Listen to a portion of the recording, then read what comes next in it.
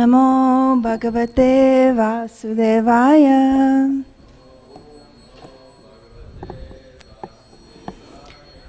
Om Namo Bhagavate Vasudevaya. Om Namo Bhagavate Vasudevaya.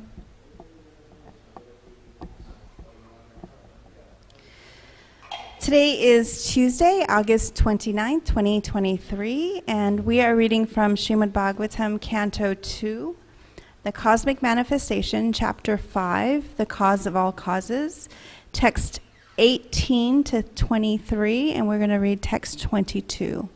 So if you have your devices, you can pull them up. Thank you.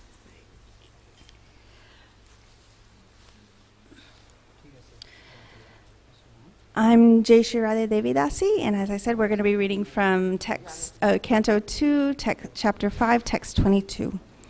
Om Jnana Timarandasya Jana Jana Shalakaya Chakshurumitam Jena Tasmai Shri Guruve Namaha. I was born in the darkest ignorance, and my spiritual master opened my eyes with the torch of knowledge. I offer my respectful obeisances unto him. Shri Chaitanya Manovistam Stapitam Jena Bhutale Swayam Rupa Kadamayam Tadatit Swapadantikam. When will Srila Rupa Goswami Prabhupada, who is established within this material world, the mission to fulfill the desire of Lord Chaitanya, give me shelter under his lotus feet? Vancha kalpa tarubhyascha kripa sindhubhyavacha patitanam pavanebhyo vaishnavebhyo namo namaha. I offer my respectful obeisances unto the Vaishnav devotees of the Lord. They are just like desire trees and can fulfill the desires of everyone, and they are full of compassion for the fallen conditioned souls. Jai Shri Krishna Chaitanya Prabhu Nityananda Shri Advaita Gadadhar Srivasari Gaura Bhaktivinoda. I offer my respectful obeisances unto Shri Chaitanya Mahaprabhu, Lord Nityananda, Shri Advaita Gadadhar Pandit, Srivas Thakur, and all the devotees of Lord Chaitanya. Hare Krishna, Krishna Krishna, Hare Hare, Hare Rama, Rama Rama, Hare Hare. I pray that Shri Radha Kalachandji, Srila Gurudev, and Srila Prabhupada use me as an instrument so that their message can flow through me to give me the words to serve the Vaishnavas listening. So, as I stated earlier, we are reading from Srimad Bhagavatam, Canto 2, The Cosmic Manifestation, Chapter 5, The Cause of All Causes, texts 18 to 23, and today we're reading text 22. Please repeat if you have it up. Kaladguna Vyatikara.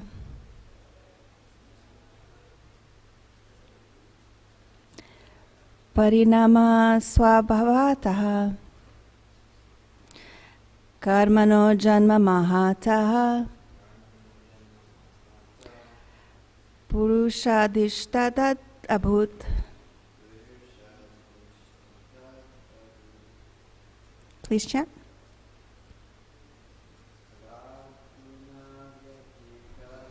Kalat guna vatikara. Parinama swabhavatata. Karmano janma mahata. Purusha datishtitat babhut. Kala guna vyatikara. Parinama swabhavata. Karmano janma mahata. Purusha dishtitat bhut. Kalat, from eternal time. Guna vyatikara, transformation of the modes by reaction. Parinamaha, transformation. Swabhavata, from the nature. Karmana, of activities. Janma, creation. Mahata, of the Mahat Tattva. Purusha Abhishtat, because of the Purusha incarnation of the Lord. Abhut, it took place. Translation and purport by His Divine Grace A.C. Bhaktivedanta Swami Srila Prabhupada. After the incarnation of the first Purusha, Karana Narvayashayi Vishnu, the Mahatattva, or the principles of material creation, take place, and then time is manifested. And in course of time, the three qualities appear. Nature means the three qualitative appearances. They transform into activities. Purport. By the omnipotency of the Supreme Lord, the whole material creation evolves by the process of transformation and reactions, one after another. By the same omnipotency, they are wound up again, one after another, and are conserved in the body of the Supreme. Kala, or time, is the synonym of nature and is the transformed manifestation of the principles of material creation. As such, Kala may be taken as the first cause of all creation. And by transformation of nature, different activities of the material world become visible. These activities may be taken up as the natural instinct of each and every living being, or even of the inert objects. And after the manifestation of activities, there are varieties of products and byproducts of the same nature. Originally, these are all due to the Supreme Lord. The Vedanta Sutras and the Bhagavatam thus begin with the absolute truth as the beginning of all creations. Janmadi asyayata. So we'll go back and read the previous text, text 18. The Supreme Lord is pure spiritual form, transcendental to all material qualities. Yet, for the sake of the creation of the material world and its maintenance and annihilation, He accepts through His external energy the material modes of nature called goodness, passion, and ignorance. 19. These three modes of material nature, being further manifested as matter, knowledge, and activities, put the eternally transcendental living entity under conditions of cause and effect, and make them responsible for such activities. O Brahmana Narada, the superseer, the transcendental Lord, is beyond the perception of the material senses of the living entities because of the above-mentioned three modes of nature. But He is the controller of everyone, including me. The Lord, who is the controller of all energies, thus creates by His own potency eternal time, the fate of all living entities and their particular nature for which they were created. And He again merges them independently. After the incarnation of the first Purusha, Karanarvashayi Vishnu, the Mahatattva, or the principles of material creation, take place, and then time is manifested. And in course of time, the three qualities appear. Nature means the three qualitative appearances. They transform into activities. 23. Material activities are caused by the Mahatattvas being agitated. At first, there's transformation of the modes of goodness and passion, and later, due to the mode of ignorance, matter, its knowledge, and different activities and material knowledge come into play. So we're continuing this conversation between Brahma and Narada, and Brahma's explaining the process of creation. And so we're getting this really in-depth explanation of how material energy comes about. So we have these three modes that are being discussed: goodness, passion, and ignorance. And in Bhagavad Gita 7:13, Krishna says, deluded by the three modes, goodness, passion, and ignorance, the whole world does not know me, who am above the modes of and inexhaustible. So one thing we want to keep in mind is that even though Krishna creates these modes of nature, it's part of the creation, He's above them. And in order to reach Him, we also have to kind of become above the modes of material nature. So how are we bound by the modes of material nature? Does anyone have any thoughts on that? Oh, wait, here. Testing. Does it work?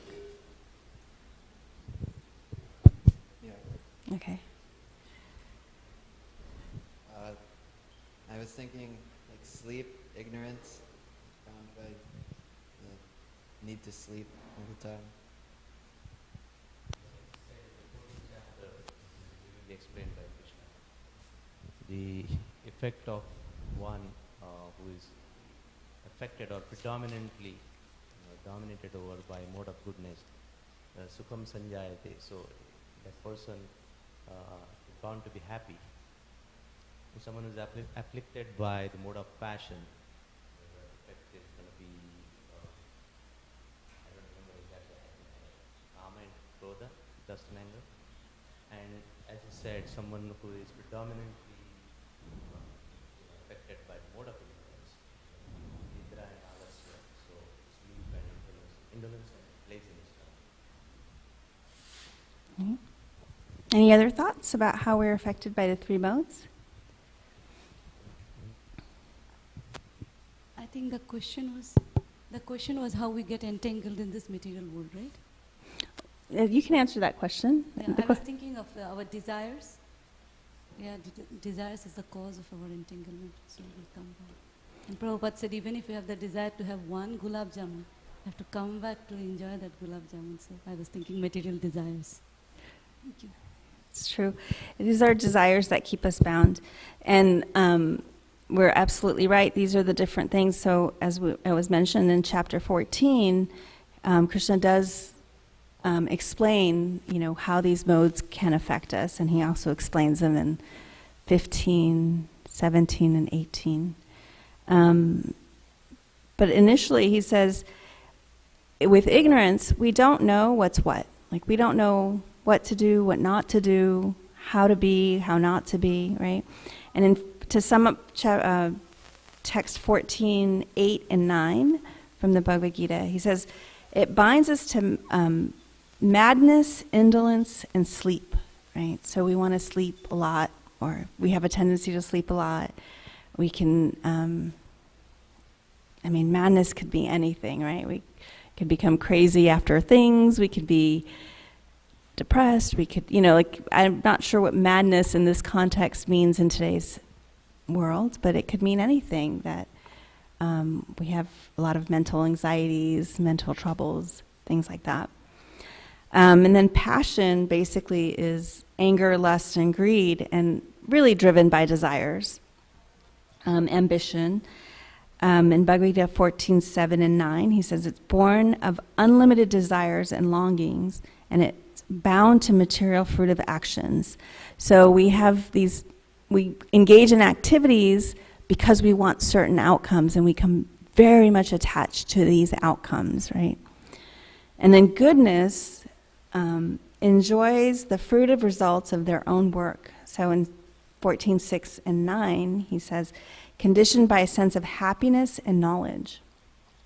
And I've often thought about this, like there's a fine line between ignorance and goodness, right? Because we need sleep, so the right amount of sleep is goodness, but too much and too little is ignorance, right? We need to eat, and eating the right foods at the right time, the right amount is goodness, but too much, too little at the wrong times is ignorance. Right, so it's a fine line, like something, if you look at someone overtly and they both are just sitting there, you can't tell if they're in a mode of goodness or ignorance, because goodness, they could be sitting there meditating, thinking, calming their body and just, bringing that sense of peace internally, whereas someone else could be just vegging out, right? So it's like, we can't really see that external difference, and it is a fine line. Like, we can get so caught up to feeling satisfied in the mode of goodness, and why it says conditioned by a sense of happiness and knowledge. Because we can get so caught up that that goodness can turn into ignorance, right? And sometimes we need that passion to keep us striving for more, especially when it comes to our transcendental progress. In Bhagavad Gita 14:10, Krishna says, sometimes the mode of goodness becomes prominent, defeating the modes of passion and ignorance. Sometimes the mode of passion defeats goodness and ignorance, and other times ignorance defeats goodness and passion. In this way, there's always competition for supremacy. So we have these modes that really drive us. Like they're the, as we're learning here, it's time, and then it manifests these modes, and then that creates all these other things, right? So we have the modes of goodness, passion, and ignorance, and then we have our desires that go into that, and that create all the other sufferings and miseries of the material world, as well as the pleasures and, joy of the material world. That keeps us entangled, as she so astutely pointed out. So, what are some ways that we can break free from these modes of material nature?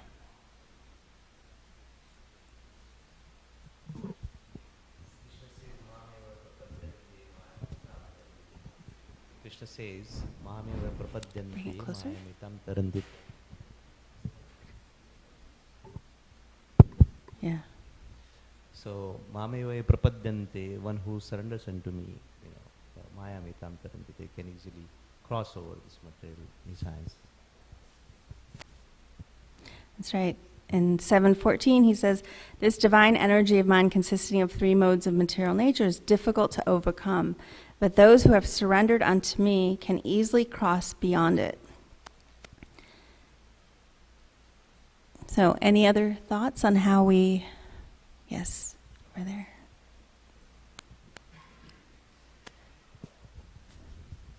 Another Bhagavad Gita verse is 14:26. Mamcha yo vyabhicharena bhakti yogena sevate sagunan samatityaitan brahma bhuyaya kalpate. One who engages in full devotional service, unfailing in all circumstances, at once transcends the modes of material nature and comes to the level of Brahman. Exactly. One who engages in pure devotional service. That helps us transcend these modes of nature. In 14, 19, and 20, Krishna says, when you see that there is nothing beyond these modes of nature in all activities, and that the Supreme Lord is transcendental to all these modes, then you can know my spiritual nature. When the embodied being is able to transcend these three modes, they can become free from death, birth, old age, and their distresses, and can enjoy nectar even in this life.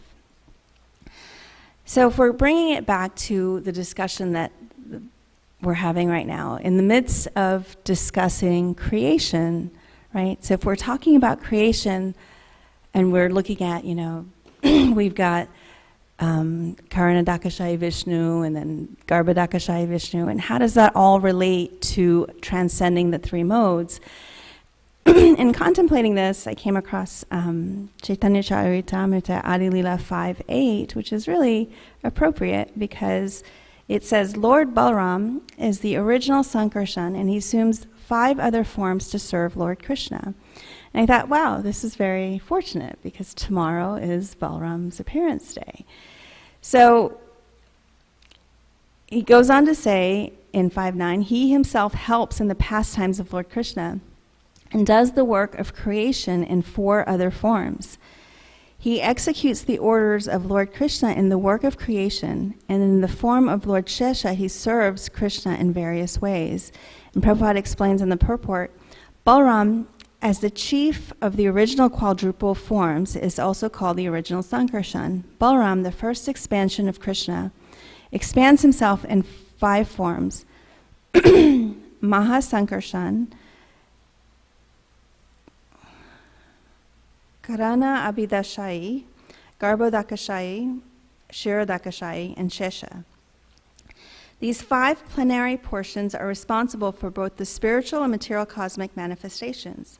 In these 5 forms, Lord Balaram assists Lord Krishna in his activities. The first 4 of these forms are responsible for the cosmic manifestation, whereas Shesha is responsible for personal service to the Lord. And this personal service is how we transcend the material modes, right? And so in order for us to transcend the material modes, we have to beg mercy from the original servant, right? The original manifestation of personal service, which is Shesha, right? Which is Lord Balaram, who's considered the original spiritual teacher, the original spiritual master. So tomorrow, as we're if we get a chance to attend the festival, or we can attend it online, or either way, if we give some thought to how the spiritual teachers in our life come from this original spiritual teacher, and they've given this potency to be able to guide us in our spiritual progress to serving Krishna, right? If we give that some thought, we can really tap into the pure essence and energy of what tomorrow's festival can be about. So, I was just thinking about all the different ways of how, the spiritual teacher can come in so many different forms, right? We have our main spiritual guru or teacher, and then we have what we call Diksha gurus. And I was thinking about this a lot this weekend, especially as we were having our celebration for our former temple president, Nityananda Prabhu. And I've often thought of him as one of my premier Diksha gurus. He still is. And, I was just thinking in this terms of personal service, right? Like, how do we transform everything that we're learning in the Bhagavad Gita and Srimad Bhagavatam and by chanting, and how do we turn that into personal service? And, that's what Lord Balaram has come here to show us, right? And then he came again in the form of Nityananda to show us that. So what are some ways that we can really engage in personal service to help us manifest this feeling of further personal service? Yes. What are some ways we can really engage in personal service as we progress through our journey in spiritual progress? So,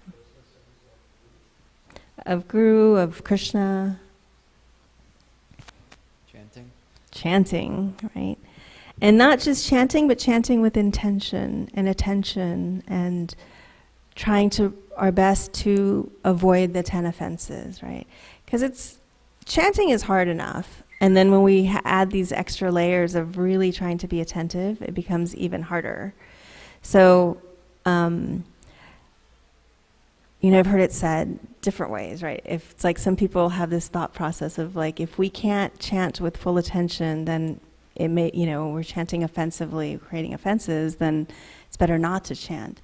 But I've also heard it said that the way we chant inoffensively is to chant, right? So you're absolutely right. It's the number one way we gain personal service. But how do we make our chanting even more personal? Thoughts?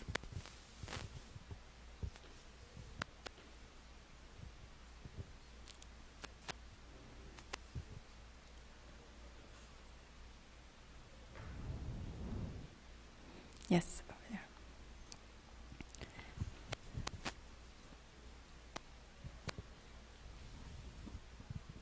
Well, I was just thinking that personal means you need to get to know the person better. You need to have a personal relationship. You really have to know the person quite deeply, know things about their lives, know about their personal qualities. So, yeah, hearing becomes more chanting becomes more personal by hearing about Krishna, reading about Krishna, and getting to know him better. Great. Yes.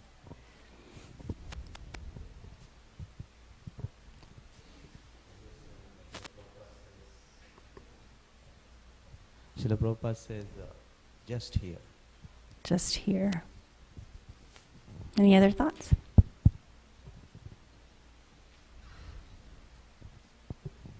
Can you repeat the question?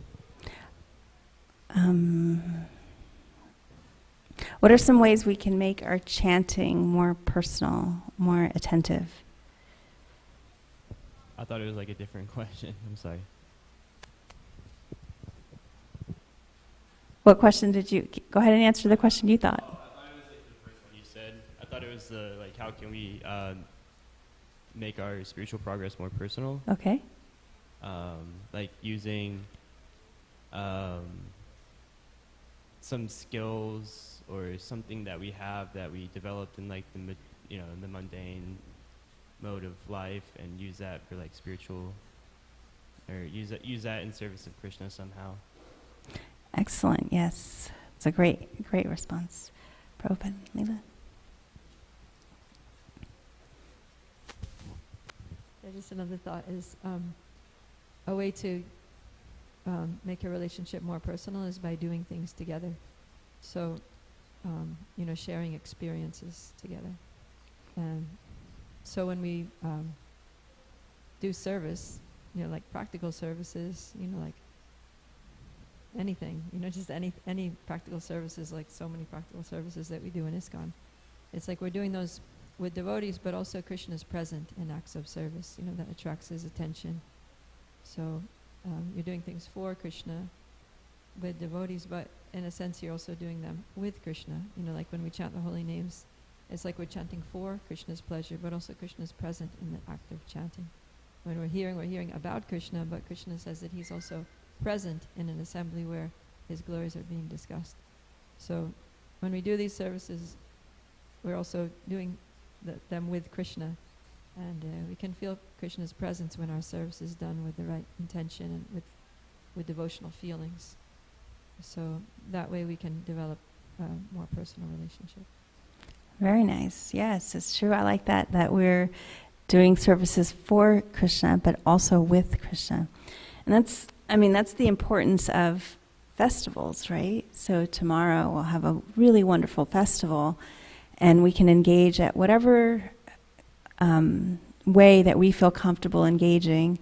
And that can be, if we come to the temple, associating with each other, serving together, as well as, at home. We just want to make sure that we're thinking of ways that we can really dive personally into our relationship with Krishna, with our gurus, with each other. And as you said, as everyone's pointed out, it's using our innate and unique skills and talents to serve Krishna, using what we know, how we, chanting to further our relationship with Krishna, reading, hearing, learning about Krishna, learning about the Guru, and our relationship. That can really help us dive even deeper into this relationship that we have. So I'll stop here because we're at time, and I think our big thing is just to really meditate on the original Guru, on this form, the fifth form of the cosmic manifestation, right? The Shesha form that we're talking about, that is responsible for personal service to Krishna. And especially, in honor of Lord Balaram tomorrow, it'd be a great way to honor his festival and his appearance day. So, Tarantara Srimad Bhagavatam ki jai.